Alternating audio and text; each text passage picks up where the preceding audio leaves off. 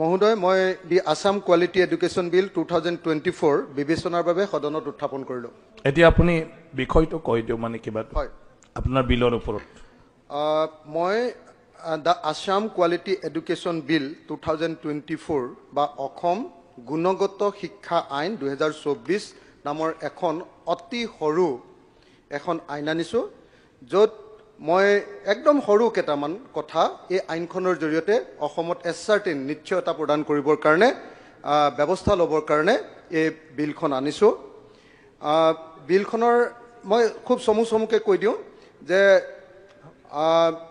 আমাৰ LP school এখনত 5টাৰ পৰা 6টা ক্লাছ থাকে, কিন্তু LP স্কুল এখনত কেতিয়াবা এজন শিক্ষক থাকে নহ'লে বা দুজন শিক্ষক থাকে। এতিয়া 6টা ক্লাছত এজন বা দুজন শিক্ষকে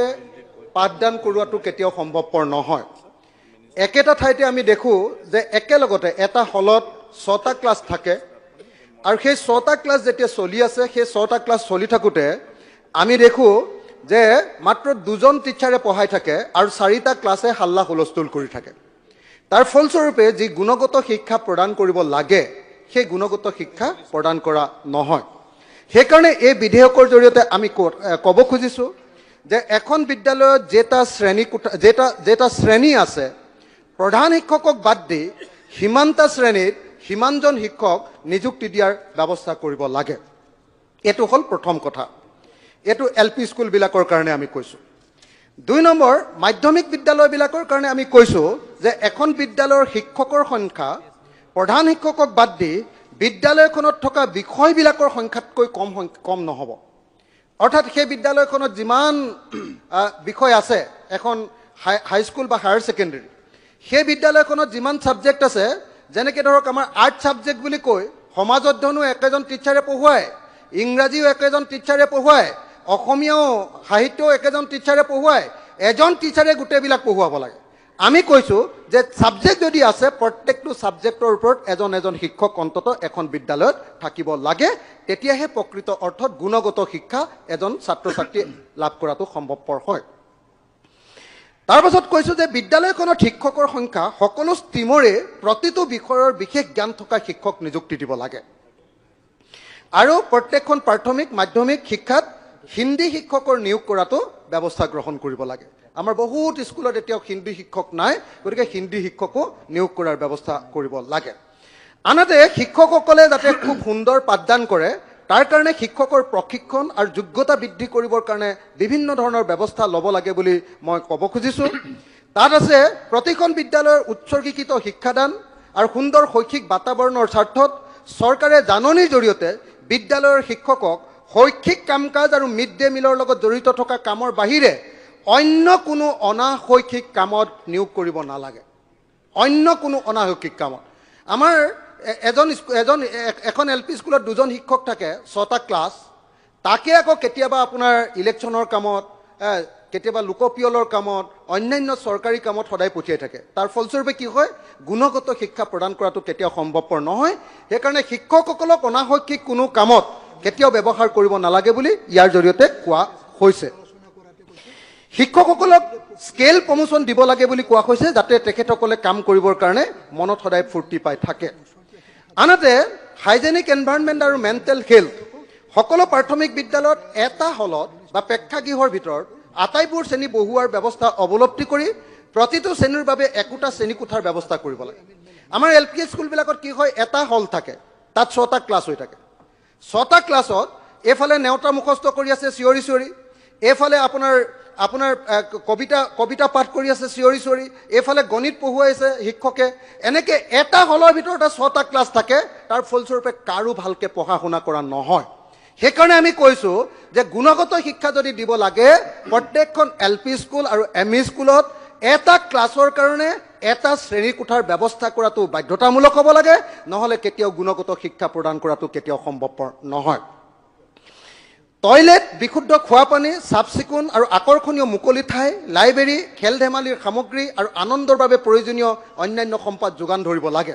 মূলতঃ প্ৰত্যেকখন LP স্কুলৰ সন্মুখত একোখনকৈ চিলড্ৰেন পাৰ্ক থকাৰ ব্যৱস্থা কৰিব লাগে, যাতে ছাত্ৰ ছাত্ৰীসকলে আনন্দৰ মাজেৰে, ফূৰ্তিৰ মাজেৰে, কথা বৰ্তাৰ মাজেৰে, হাঁহি ধেমালিৰ মাজেদি আগবাঢ়িব পাৰে। আৰু প্ৰতিখন বিদ্যালয়তে মেণ্টেল হেল্থ প্ৰভিজনবিলাকো ৰখাৰ ব্যৱস্থা কৰিব লাগে স্মাৰ্ট ক্লাছ আৰু শিক্ষাৰ পাৰ্টিচিপেটৰী এংগেজিং ব্যৱস্থা এটা হোৱাৰ ব্যৱস্থা কৰিব লাগে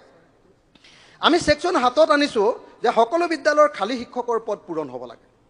খালী শিক্ষকৰ পদটো পূৰণ কৰাটো অত্যন্ত গুৰুত্বপূৰ্ণ বহুত স্কুলত এতিয়াও বহুত খালী শিক্ষকৰ পদ আছে সেইবিলাক পূৰণ কৰাৰ ব্যৱস্থা কৰিব লাগে আনহাতে শিক্ষাৰ মাধ্যম এই সম্পৰ্কে আমি ক'ব খুজিছোঁ যে আন যিকোনো আইনত যি কথাই নাথাকক লাগিলে কিয় দশম শ্ৰেণী পৰ্যন্ত শিক্ষাৰ মাধ্যম হ'ব ঘৰুৱা ভাষা মাতৃভাষা স্থানীয় ভাষা আঞ্চলিক ভাষা লগতে ইংৰাজী ভাষাৰ লিখা আৰু কথোপকথনত যথেষ্ট গুৰুত্ব আৰোপ কৰা হ'ব এই আইনখনৰ জৰিয়তে সেই নিশ্চয়তা প্ৰদান কৰিব খোজা হৈছে ৰাজ্যখনৰ বিভিন্ন জনগোষ্ঠীৰ ভাষা শিকাটো গুৰুত্ব আৰোপ কৰিবৰ কাৰণে ইয়াত কোৱা হৈছে ৰাজ্য চৰকাৰে আনন্দৰে সৈতে আৰু নতুন নতুন আৱিষ্কাৰৰ মাধ্যমেৰে শিক্ষা প্ৰদানৰ ব্যৱস্থা কৰিব লাগে ৰাজ্য চৰকাৰে গেজেট নটিফিকেশ্যনৰ জৰিয়তে এই আইন কাৰ্যকৰী কৰিবলৈ ব্যৱস্থা গ্ৰহণ কৰিব শ্ৰদ্ধেয় উপাধ্যক্ষ ডাঙৰীয়া অকমান ৰ'ব না দাদা শ্ৰদ্ধেয় উপাধ্যক্ষ ডাঙৰীয়া আজি এই বিধেয়কখনৰ জৰিয়তে দ্য আছাম কোৱালিটি এডুকেশ্যন বিল 2024 অসম গুণগত শিক্ষা আইন এই আইনখনৰ বিধেয়ক 2024ৰ জৰিয়তে আমি মূলতঃ অসমৰ শিক্ষাখণ্ডত চলি থকা সকলোৰে বাবে শিক্ষা আৰু লগতে গুণগত শিক্ষা এই দুইটা বস্তুকে আচলতে ইয়াত উপস্থাপন কৰিছোঁ আৰু তাৰ কাৰণে মূলতঃ ইনফ্ৰাষ্ট্ৰাকচাৰটো যাতে আন্তঃগাঁথনিটো যাতে তৈয়াৰ কৰা হয় তাৰ কাৰণে এই বিধেয়কখনৰ জৰিয়তে একেবাৰে কম কথা আৰু বেছি অভিলাষী আঁচনি নিদিয়াকে মিনিমাম যেনেকৈ আমি কৈছোঁ যে টয়লেটটো মিনিমাম টাইলছ লগোৱা হ'ব লাগে আৰু টয়লেটটো চাফা কৰাৰ কাৰণে সদায় মানুহ থাকিব লাগে আৰু ছোৱালীসকলৰ কাৰণে আমাৰ ছাত্ৰীসকলৰ কাৰণে উপযুক্ত যিটো ব্যৱস্থা থাকিব লাগে টয়লেটত সেই টয়লেটৰ ব্যৱস্থাখিনি থাকিব লাগে তেওঁলোকৰ মাহেকীয়াকে ধৰি সেই যিবিলাক সমস্যা আছে সেই সকলোবিলাক সমস্যাৰ কাৰণে আজিকালি যিবিলাক মেণ্ডেটৰী কৰি দিছে সেইবিলাক ব্যৱস্থা থকাৰ ব্যৱস্থা কৰিব লাগে আমি দেখিছোঁ যে অসম চৰকাৰে এতিয়া ডাঙৰকৈ একোখন স্কুল বনাবৰ কাৰণে 8 কোটি টকা বা 10 কোটি টকা বা 14 কোটি টকালৈকে দিয়াৰ ব্যৱস্থা গ্ৰহণ কৰিছে কিন্তু দেখা গৈছে যে এখন স্কুলত যদি 14 কোটি টকা 8 কোটি টকাৰে ভাল বিল্ডিং বনাই খুব ভাল কথা সব স্কুল তেনেকৈ কৰিব পৰা হ'লে ভাল আছিলে কিন্তু মোৰ এনেকুৱা বিশ্বাস যে অকল এখন বা দুখন স্কুলত তেনেকুৱা ডাঙৰ বিল্ডিং বনোৱাতকৈ যদি সেই সমষ্টিটোত তেনেকুৱা এই যে 4খন বা 2খন স্কুল দিছে তাৰ পইচাখিনিয়ে যদি তাৰ গোটেই স্কুলবিলাকৰ ইনফ্ৰাষ্ট্ৰাকচাৰখিনি বনাই দিলেহেঁতেন তেতিয়াহ'লে আমি এটা গুণগত শিক্ষাৰ পিনে যাব পাৰিলোহেঁতেন শিক্ষকসকলক যদি নিয়মীয়াকৈ প্ৰশিক্ষণৰ দিয়াৰ ব্যৱস্থা গ্ৰহণ কৰিলেহেঁতেন আৰু একদম লেটেষ্ট একদম পৃথিৱীৰ শেহতীয়া যিবিলাক টেকনলজি তেওঁলোকৰ লগত শিক্ষকসকলক সেই জ্ঞানবিলাক দি যাতে শিক্ষকসকলে একদম আমাৰ গাঁৱৰ ভিতৰতো যাতে আমেৰিকাৰ নিচিনাকৈ এটা শিক্ষা লাভ কৰিব পাৰে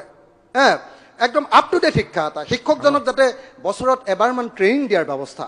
আৰু ভালকৈ ক্লাছ হৈছে নে তাৰ ইনস্পেকশ্যনৰ ব্যৱস্থা তাৰ ব্যৱস্থা গ্ৰহণ কৰিবলৈ মই আকৌ এটা ৰিপিট কৰি সামৰণি মাৰিব খুজিছোঁ সেইটো হ'ল 6টা ক্লাছত 6জন শিক্ষক দিবই লাগে তাতকৈ এজনো কম শিক্ষক হোৱাকৈ এজনীয়া বা দুজন এতিয়া কিন্তু কৈ আছে কি আমাৰ যিমান 30:1 এই অনুপাতত আছে কিন্তু এখন স্কুলত যদি 60জন ল'ৰা আছে দুজন শিক্ষক দিলে 6টা ক্লাছ কেনেকৈ চলাব গতিকে 6টা ক্লাছৰ কাৰণে 6জন শিক্ষক আৰু এজন প্ৰধান শিক্ষক এইটো দিলেহে ভাল এখন স্কুল হ'ব আৰু হলৰ ভিতৰতে গোটেই একেলগতে 6টা ক্লাছ পঢ়াই থাকিলে সেইখন আৰু কোনো পধ্যে ভাল শিক্ষা নহয় এই মিনিমাম কামকেইটা কৰিবৰ কাৰণে অসমৰ শিক্ষামন্ত্ৰী মহোদয় আৰু বিশেষভাৱে অসমৰ আমাৰ দীৰ্ঘকালৰ শিক্ষামন্ত্ৰী আৰু বৰ্তমানৰ মুখ্যমন্ত্ৰী মহোদয় এই ব্যৱস্থাখিনি গ্ৰহণ কৰিবৰ কাৰণে মই যেহেতু বিৰোধী পক্ষৰ বিধায়ক এইখন হয়তো মোৰ জৰিয়তে কেতিয়াও গ্ৰহণ কৰাটো সম্ভৱ নহয় তেখেতসকলে কেতিয়াও আমাক ভোট নিদিব সেইকাৰণে এই বিলখনকে বা অন্য ভাষাতে হ'লেও এই বিলখন উত্থাপন কৰি আমাৰ চৰকাৰী পক্ষই এই বিলখনৰ ওপৰত আলোচনাৰ ব্যৱস্থা কৰি এই বিলখন পাছ কৰি আমাৰ শিক্ষা ব্যৱস্থাটোৰ আন্তঃগাঁথনি তৈয়াৰ কৰি গুণগত শিক্ষাৰ মান নিশ্চিত কৰিব লাগে বুলি মই আহ্বান জনাই মোৰ বক্তব্য সামৰণি কৰিছোঁ